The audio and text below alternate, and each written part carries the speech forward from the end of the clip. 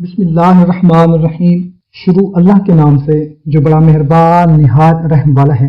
अस्सलामु अलैकुम मेरे भाइयों और मेरी बहनों, मैं उम्मीद करता हूँ कि आप सब लोग खैरियत से होंगे और सब मिलकर दुआ करते हैं कि या अल्लाह जितने भी घरों में बीमार हैं, अस्पतालों में बीमार हैं या कहीं भी बीमार हैं, या अल्लाह उन सबको शिफाए कामिला अता फरमा, आमीन। दोस्तों, अगर आपका भी कोई मसला है, कोई बीमारी है, कोई आपका भाई बहन, अल्लाह ना करे माँ बाप कोई भी बीमार है, तो उनकी दुआ के लिए कमेंट में लिख दें, उनका मसला लिख दें या उनका नाम लिख दें। जो भी कमेंट पढ़ेगा, और आपसे भी गुजारिश है कि आप भी जब किसी का कमेंट पढ़ें तो दिल से आमीन कह दिया करें, दिल से उसके हक में दुआ कर दिया करें और कमेंट भी कर दिया करें। दुआ है अल्लाह ताला हम सब की दुआ को कबूल फरमाए, और क्या पता कोई हमारे लिए आमीन कह दे, हमारे लिए दुआ कर दे तो हमारी परेशानी दूर हो जाए। कहते हैं जहां पर 40 बंदे मिलकर आमीन कह दें वो दुआ रद्द नहीं होती, वो दुआ जरूर कबूल होती है।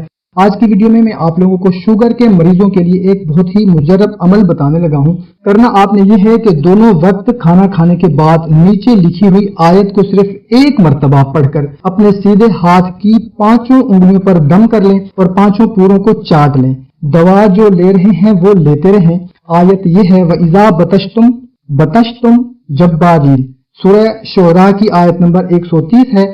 शुगर अल्हम्दुलिल्लाह बहुत जल्द कंट्रोल में आती है। इस अमल को जारी रखें, जब भी दोपहर का खाना खाएं या रात का खाना खाएं तो उस वक्त ये अमल कर लिया करें। बहुत ही मुख्तसर सा अमल है, सिर्फ एक आयत है और एक मरतबा पढ़ना है। इंशाअल्लाह ताला आपकी शुगर कभी भी अनकंट्रोल नहीं होगी, कंट्रोल में रहेगी। दुआ है अल्लाह ताला सब बीमारों को शिफा अता फरमाए। हमें इजाजत, मिलते हैं एक नई वीडियो में। अपना ख्याल रखिएगा। अल्लाह हाफिज।